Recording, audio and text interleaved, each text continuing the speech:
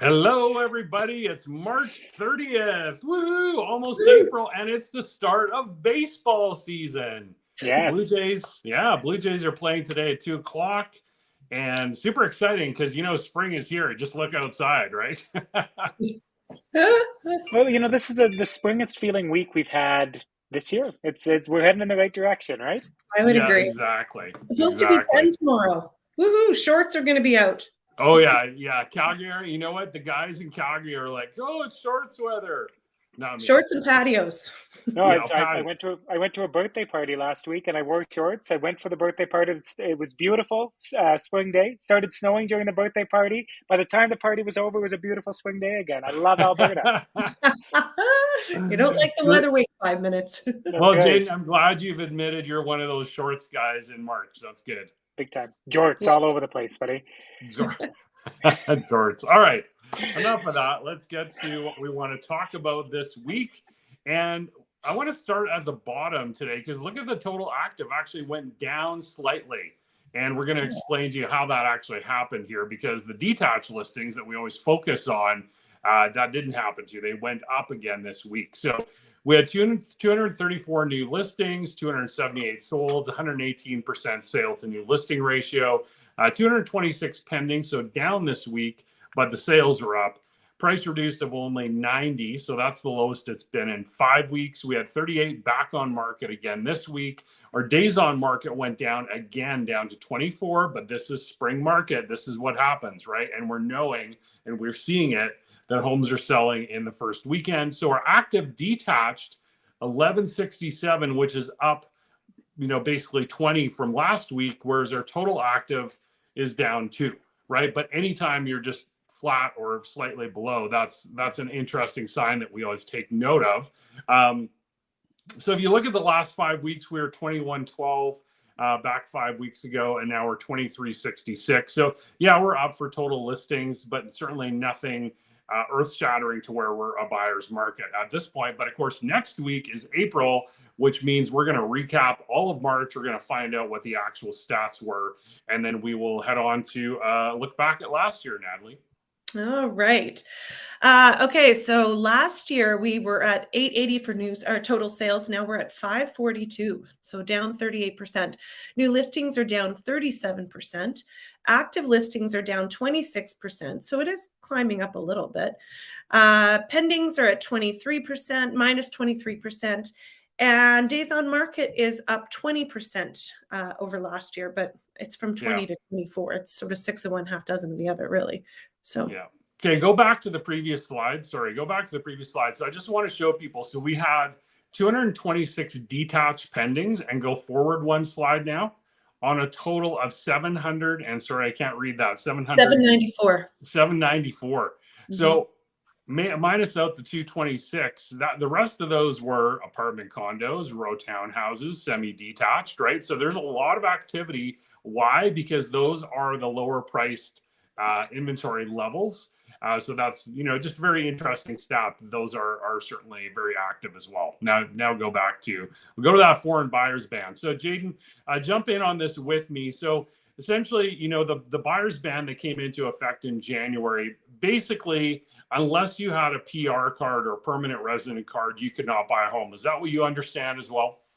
Yeah, well, it wasn't technically that, because you could buy with a work permit, but you had to be living here for 4 years and done your taxes for the past 3 years. Basically, anybody in that situation had a permanent resident card, right? Yeah. So, and so they were really cutting out any non-PR. I think there was some political thinking behind that. This change that they've made is phenomenal. It's really what the spirit of the foreign buyers ban is now. In terms of the vacant land and the commercial and things like that, we deal with that a little bit less, maybe. Yeah. But for that person who's coming here on a work permit and wanting to start their life in Canada, this is fantastic news. It's all in that point number one there. That's the big thing. If you have a work permit, you have about 6 months left on that validity for that work permit. You can buy a home right now. I think that's phenomenal. Yeah, I got actually, this is very interesting with this. Like, this is how quickly things change. So this got announced during the budget on, I think that was Tuesday, right? 2 days ago. Last night, I got a call from a colleague up in Edmonton. Hey, I've got a referral for you. These people need to buy now because they need to, with this new amendment, they can buy, right? So great. That's awesome. That's exactly who this is for. So we're super happy because Jaden and I do work with a lot of new to Canada clients. And we're just so excited that this kind of takes the shackles off of them to actually start their life in Canada. So, and again, number 2, 3, and 4, I wanted to put them on the screen so everyone understands what the changes are. But the most impactful is that number 1. All right, we can go to Jaden for some mortgage rate news, if there is. And there's a little bit. We've seen things continue to float down slowly. One of the things that I'm starting to see pop up again, that as rates were rising, there wasn't really any quick close, right, which is usually less than 60-day closings, right? So we're starting to see that. It's 0.01%, so it's not a huge difference, but there are some quick close things coming out. So I think through the spring market, we'll see some more of that kind of thing. Foreign buyers ban change was obviously fantastic. But the other big thing is as of 2 days from now, on April 1st, you can start putting money into your first-time homebuyer savings plan. And this thing is phenomenal. You can save up to $40,000 for any first-time homebuyer to put into your down payment. You can save that in $8,000 increments on an annual basis. And the really interesting thing about it is that it acts like an RSP and a TFSA. It's phenomenal, right? So you get that tax credit as if you had contributed to your RSP on the one side, but then you're not taxed on the growth either on the other side of that. So it's just a phenomenal way to save for your first home. Anybody who hasn't bought a home, if you're in your early 20s and starting to think about that, and maybe you're contributing to your RSP, this is a great thing to do, because you can also turn it into RSP later, and that can go up and above your RSP ceiling. So you can create more RSP room if you don't end up buying a home. Just think it's a fantastic program. One of the really good ones that came out of last year's budget and is just being implemented now. So if you are thinking about, anytime in the next 5 years buying a home, want to save some money, get a bigger tax return, now is the time to start doing that. Awesome. Yeah, that's great news. So 2 good pieces of news. Yes. Thank you, Jade. All right, here's a lovely shower from 1969, the year I was born. You know that tub was pink, and so was the toilet, and so was the vanity. So this is ideal to upgrade your shower.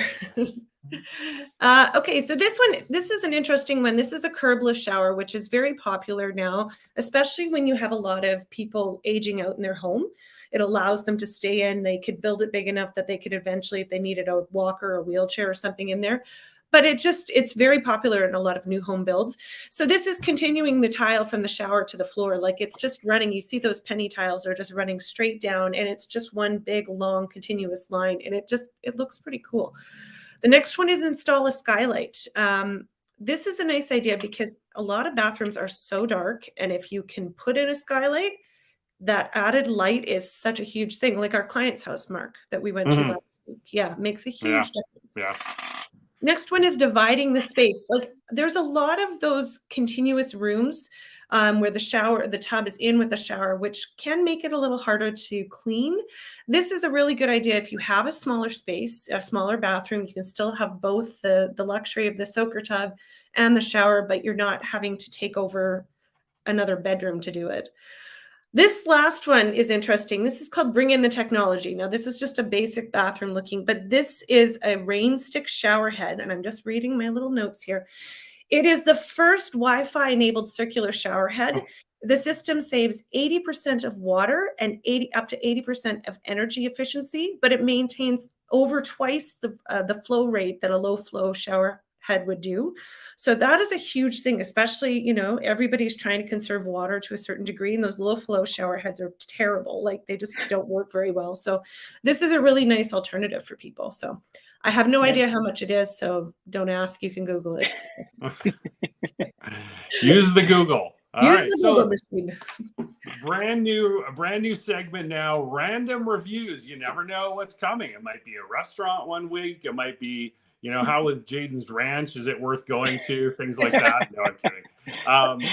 But this is, so I love barbecue. Anyone who knows me knows that, and Natalie does as well. Jaden does too. So what's cool about Hayden Block is this is a Calgary company, I believe, anyway, that has three different restaurants. So they have South Block, and then they have Hayden Block, and they also have Main Street Barbecue in Airdrie, where Jaden and I have been many times. Natalie and I have been many times. We prefer the Texas style barbecue that Hayden and Airdrie House. So South Block, I believe, is Kansas City style. Natalie, was it? I think so. Yeah. Yeah. I think it was Kansas City. Yeah, just slight differences. I just find the brisket, and I discovered burnt ends. I know, wherever I've been living under a rock, I discovered burnt ends for the first time, and I think that was my favorite thing.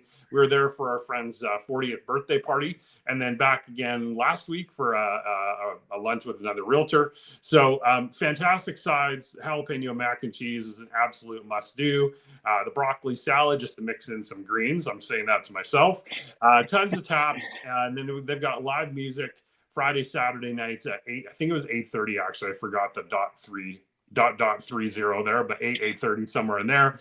Make reservations, especially on the weekend. HaydenBlockYYC.com, and it's right in Kensington along the main drag there. I think it's next to the old Starbucks right across from the theater, so it's super easy to find. Yeah, right, great atmosphere. My only downside to this place is that every single place to sit there is just hardwood. So if you if you don't like sitting on picnic benches and things like that, it's my only downside. But the food is amazing. All right, next time you can just bring one of those seats you take to the Stampeders games.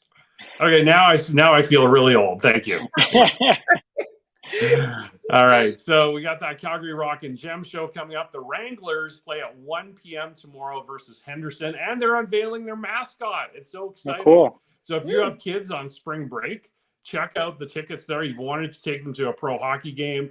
The ticket prices are amazing. I think, $15, $17, somewhere in that neighborhood.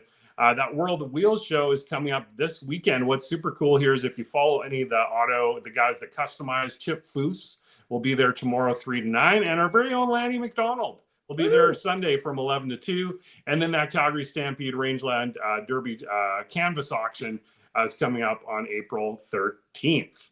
And that is, sorry, as I point my finger right at people, let's just take that off. And that's about it. So to wrap it up, real quick, we're running over here. So that foreign buyers ban, that's a big change. So if you have friends or if you know people that are in that situation, please connect them with Jaden and I. We're happy to help out, run through their options to help them know if they can purchase. And then with the inventory where it is, this is an obvious thing. And it's like, well, if you're looking to sell, now is a great time, but it is. We just had a sale go through on Tuesday night. It was an apartment condo that did not sell and barely got showings 2 years ago.